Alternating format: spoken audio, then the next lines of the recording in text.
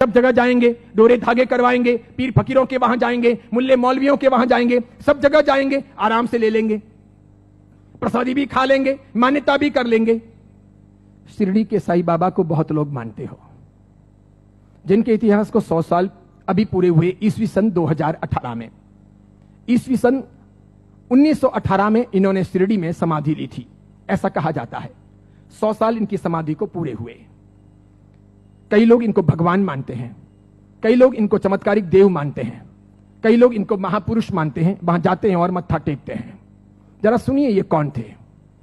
मेरा दावा है, हिंदू हो या जैन हो, जो इनको मानते हैं, उन 100 में से 99 लोगों को भी ये पता नहीं है कि ये कौन थे। 99 लोगों को भी ये पता नहीं है कि ये कौन थे, कौन है, इन्हें क्यों लाया गया, ये 99 को पता नहीं। बेवकूफी की पराकाष्ठा देखो, जब पता नहीं और मानते हैं, पता नहीं और स्वीकार करते हैं, पता नहीं और पूछते हैं।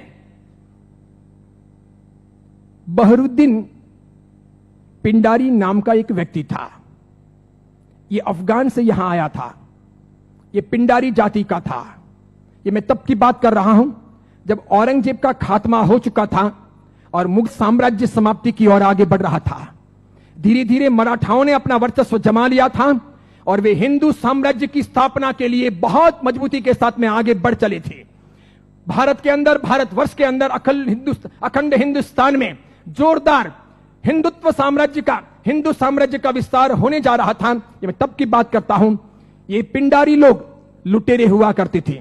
ये पूरी अफगान की जाति लूटने फाटने के लिए यहां पर आई थी। मुगलों के काल के अंदर इसने अच्छी खासी मात्रा में जगह जगह लूटपाट की थी। हिंदुओं को टारगेट बनाना, उन्हें लूटना, उनके पैसों को छीनना, उनकी बहन बेटियों को छेड़ना और पसंद आ जाए तो उनकी बहन बेटियों को उठा लेना, ऐसे इनके कर्तव्य हुआ करते थे। 1838 में इस बहरुद्दीन का माफ कीजिएगा, 1838 में इस बहरुद्दीन का जन्म हुआ और यह आगे बढ़ा। उसके बाद में एक फिल्म आई, वो हिंदी फिल्म थी।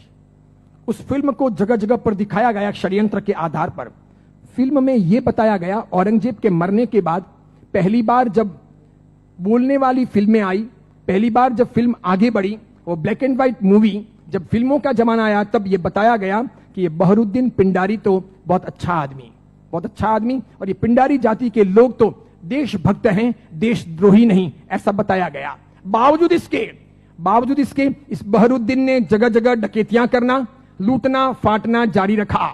बड़ी मात्रा में लोगों को तहस नहस करता रहा। इसने अपनी जिंदगी में कई सारी हिंदू महिलाओं के, कन्याओं के बलात्कार किए, कितना ही सारा नुकसान पहुंचाया। अंततः जब धीरे धीरे मराठा साम्राज्यों के सामने, उधर झांसी की रानी, झांसी के अंदर लक्ष्मीबाई लोहा ले रही थी, उस वक्त अंग्रेजों का आगमन हुआ। अंग्रेजों को यह बहरुद्दीन बहुत नागवार गुजरा। इन्होंने जैसे तैसे करके इस बहरुद्दीन को भगाने के लिए, पकड़ने के लिए खूब कोशिशें की। यह बहरुद्दीन बेस बदल करके भागता हुआ अहमदनगर आया, जिसे नगर कहा जाता है, महाराष्ट्र का बहुत बड़ा एक शहर है। अहमदनगर आया और सुनिए, इतिहास ये कहता है कि यह बहरुद्दीन पिंडारी अहमदनगर के अंदर एक वेश्या के घर रहा। उस वेश्या को अपना बना करके उसने वहीं पर अपना आशियाना बना लिया वेश्या के साथ। आगे जाकर उसने शादी की या नहीं की, इसका कोई सबूत नहीं। वेश्या के साथ रहते रहते 2 संतानों का जन्म हुआ। एक था लड़का जिसका नाम रखा गया चांद मियां। बहरुद्दीन ने अपने बेटे का नाम रखा चांद मियां। थोड़ा बड़ा हो जाने के बाद में बिना पढ़ाई लिखाए इस चांद मियां को अपनी डकैतियों में जासूसी के तौर पर बहरुद्दीन पिंडारी ने उपयोग करना प्रारंभ किया। जगह जगह ये चांद मियां, छोटा सा बालक, एक चद्दर लेकर के भिखारी के तौर पर फटे पुराने कपड़े पहन करके अलग अलग जगह पर बैठता, बाजारों में बैठता, आए गए माल की वगैरह बातमियां लेता, किसके घर में क्या आ रहा है जा रहा है ऐसी कोशिश करता, और समय समय पर कभी दिन में, 2 दिन में, 5 दिन में, 10 दिन में अपने पिताजी को, बहरुद्दीन को समाचार पहुंचाता कि आज इस घर में इतना माल आ रहा है या यहां इतना सामान आया है। और इस प्रकार डकैतियों का मामला आगे बढ़ता कि यहां कोई सुरक्षा के प्रबंध नहीं होते हैं, कोई पहरेदार नहीं होते हैं, ये चीज चलती रहती। अंततः परेशान होकर शंकाओं के आधार पर अंग्रेजों ने बहरुद्दीन को तो भगाया, आगे जाकर वो अफगान चला गया, उसकी मौत भी हो गई। चांद मियां, उसका बेटा, छिप छिप करके रहने लगा, बड़ा होता गया। एक दिन अंग्रेजों ने उसे पकड़ा, जेल की सलाखाओं के पीछे डाला। 8 साल तक ये चांद मियां जेल में रहा, अंततः यह छूटा। मराठा ताकत के साथ में अंग्रेजों का मुकाबला कर रहे थे। झांसी की रानी भी किसी भी हालत में अंग्रेजों को घुसने नहीं दे रही थी। अंग्रेजों को लोकल गुंडे चाहिए थे इन लोगों के सामने लड़ने और इनको परेशान करने के लिए। चांद मियां ने पैसे लेकर के झांसी की रानी के खिलाफ में अंग्रेजों के पक्ष में गुंडों को इकट्ठा करने और लड़वाने और मगजमारी करने के लिए तैयारी दिखाई। अंग्रेजों ने अच्छे खासे मोटे पैसे चांद मियां को दिए। ये चांद मियां महाराष्ट्र से ठेठ झांसी गया। अंततः अंग्रेजों के हाथों झांसी की रानी लक्ष्मीबाई को मरवाने में इस चांद मियां की भी भूमिका रही। उसके मरने के बाद इन अंग्रेजों ने उस चांद मियां को नवाजा। कालांतर के अंदर एक नया नुस्खा अपनाने के लिए वो चांद मियां झांसी से आकर के शिरडी पहुंचा। वहां सुलेमानी मुसलमानों के साथ में उसकी पहचान हुई। मूल अफगानी पिंडारी जाति का ये चांद मियां बहरुद्दीन का बेटा वहां जाने के बाद में सुलेमानों के साथ में परिचय में आकर के सुलेमानों के लिए काम करने लगा।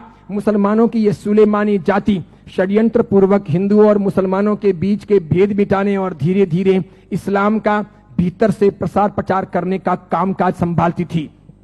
ये स्लो पॉइजन देकर के धीरे धीरे लोगों को मुसलमान बनने के लिए अलग अलग तौर तरीकों से कब्रों पर ले जाने या फिर अलग अलग दरगाहों पर ले जाने, उन्हें बदलने, उन्हें चमत्कार दिखाने के तौर पर परिवर्तित करने का काम करती थी। उनको ये चांद मियां मिल गया। वहां इसके लिए एक मस्जिद बनाई गई। मस्जिद का नाम हिंदू रखा गया, इस्लाम की मस्जिद नहीं रखी गई। लोगों को भ्रमित करने के लिए मस्जिद का नाम इस्लाम नहीं रखा गया, मस्जिद का नाम हिंदू के तौर पर रखा गया। इस इंसान ने अपनी जिंदगी में कभी कुछ काम किया हो, कोई साधना की हो, कोई धर्म चलाया हो, कोई धर्म ग्रंथ लिखा हो, कोई बहुत बड़ा व्यापक काम किया हो, ऐसा एक भी उल्लेख आज तक भारतीय इतिहास में नहीं है। सुनिएगा, यही चांद मियां सुलेमानों के परिचय में रहने के बाद धर्म परिवर्तन करवाने, चमत्कारों के आधार पर लोगों को भरमाने के लिए साई बाबा बनाए गए। इसी चांद मियां का नाम आगे हुआ साई। किसने नाम दिया? सुलेमानों ने। उसके लिए एक मस्जिद बनाई गई।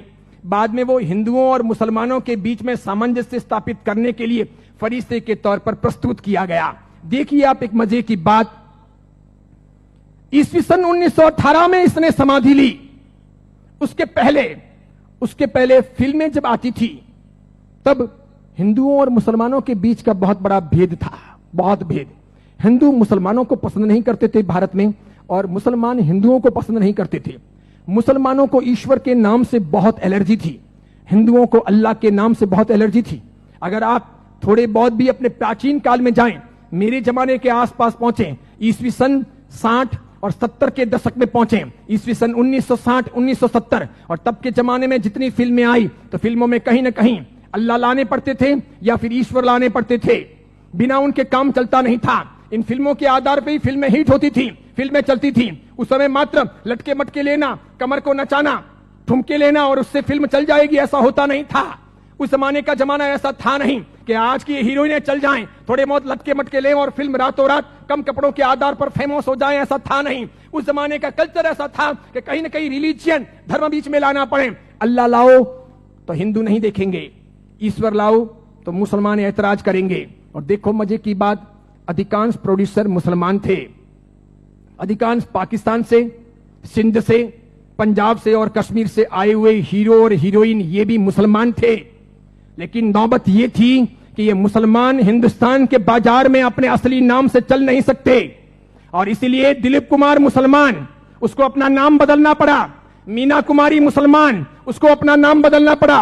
सुरैया देवानंद से शादी करना चाहती थी, लेकिन मुसलमान होने के नाते स्वीकार नहीं किया गया। पिता ने अनुमति नहीं दी कि हिंदू के साथ शादी नहीं हो सकती, उसे भी अपने नाम बदलने पड़े।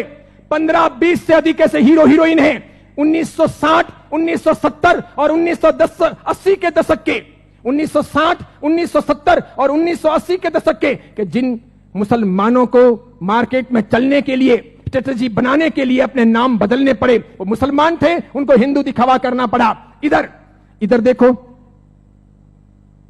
जावेद अख्तर हो, सलीम खान हो, नौशाद हो और महमूद खान हो, ये सभी ऐसे प्रोड्यूसर थे जो जन्म से मुसलमान थे, इरादे से मुसलमान थे, हैं भी, इसके सिवाय अन्य अन्य आए और इन लोगों को अपनी फिल्में चलानी थी।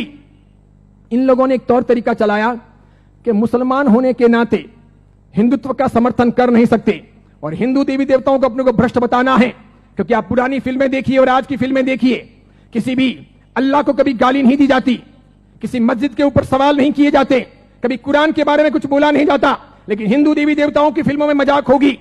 किसी भी हिंदू देवी देवता को मानने वाले पंडित पुजारी को भ्रष्टाचारी, नालायक, रैप करने वाला बताया जाएगा, लेकिन किसी पादरी को, किसी भी मौलवी को रैप करने वाला या भ्रष्ट काम करने वाला नहीं बताया जाएगा। ये सब योजनाएं थी, वो मुसलमान प्रोड्यूसरों ने आगे बढ़ाई।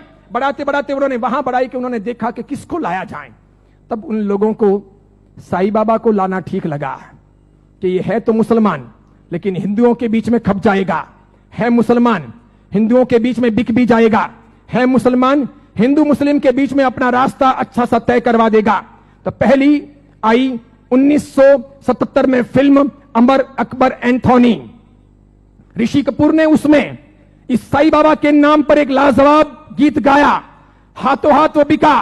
फिल्म बहुत चली, देखो आप, फिल्म हिट हुई, बाबा भी हिट हो गए। फिल्म हिट हुई, बाबा भी हिट हो गए। मुझे यह बताओ, साईं बाबा का कौन सा धर्म ग्रंथ है? उन्होंने अपनी जिंदगी में, ये चांद मियां ने जो 8 साल तक जेल रहे, पिताजी के लिए जासूसी का काम किया, अंग्रेजों के हाथों बिके, झांसी की रानी लक्ष्मीबाई को मरवाने में जिसकी भूमिका रही, मराठाओं को बदनाम करने के लिए उसने बहुत काम किया, मराठाओं के स्वाभिमान को तोड़ने के लिए उसने बहुत काम किए, बहुत काम किए, क्योंकि मराठा एकदम पक्के कट्टर हिंदुत्ववादी, उन्हें यह मंजूर नहीं था, तो उनके स्वाभिमान को ठेस पहुंचाने के लिए उसने बहुत काम किए। और उस आदमी को रातों रात साईं बाबा बना दिया गया, महिमा मंडित कर दिया गया। कैसी जोरदार ये सेल्स पॉलिसी थी, हाथों हाथ बाजार में बिके। कैसे बिके कि जब पहली बार 1918 में इन्होंने समाधि ली, तो 1918, 1919, 1920, 1921, 1922 का ऑडिट देखिए, तो इनके शिरडी के साईं बाबा मंदिर का ऑडिट का आमदनी का स्रोत है 1800 रुपए, 2000 रुपए, 2500 रुपए, आखिर में है 3200 रुपए। 1918 से 1925 के बीच में 3200 रुपए की आमदनी वाले ये बाबा क्या हिट हुए, और पागलों की तरह हिंदुओं ने और जैनों ने कितना उनको हिट किया, कितने वो वहां गए, कितने मत्थे टेके और कितना पैसा बर्बाद किया कि आज शिरडी के साईं बाबा के मंदिर की वार्षिक आमदनी है 371 करोड़, 371 करोड़। वहां मुसलमान जाने वाले 5% भी नहीं, वहां जाने वाले मुसलमान 5% भी नहीं, और जाने वाले हिंदू और जैन 95%, पैसे खर्च करने वाले अधिकांश 95%।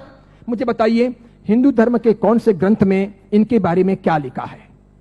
उपनिषदों में, वेदों में, महाभारत में, रामायण में, उसके बाद के किसी साहित्य में कि कभी शिरडी के साईं बाबा होंगे या हुए हैं, या वो फरिश्ते हैं, वो कोई अवतारी हैं, वो कोई हिंदू देवी देवता हैं? बिल्कुल नहीं। लेकिन हिंदू धर्म को भ्रष्ट करने, उनको बहलाने फुसलाने के लिए काम किया गया और ये सफल हो गया, सफल हो गया, हाथों हाथ ये बिक गए। आज तो देखिए, आज हिंदुस्तान के अधिकांश हिंदू मंदिरों में हिंदुओं के देवी देवता छोटे हो गए हैं, साईं बाबा बड़े हो गए हैं। हिंदुओं के देवी देवता साइड में हो गए हैं, साईं बाबा प्रमुख हो गए हैं। हिंदुओं के देवी देवता कम कमाऊ हो गए हैं, साईं बाबा अधिक कमाऊ हो गए हैं। जिसको भी अपनी दुकानदारी चलानी हो और भगवानों के नाम पर, देवी देवताओं के नाम पर पैसा कमाना हो, साईं बाबा की मूर्ति ला दो।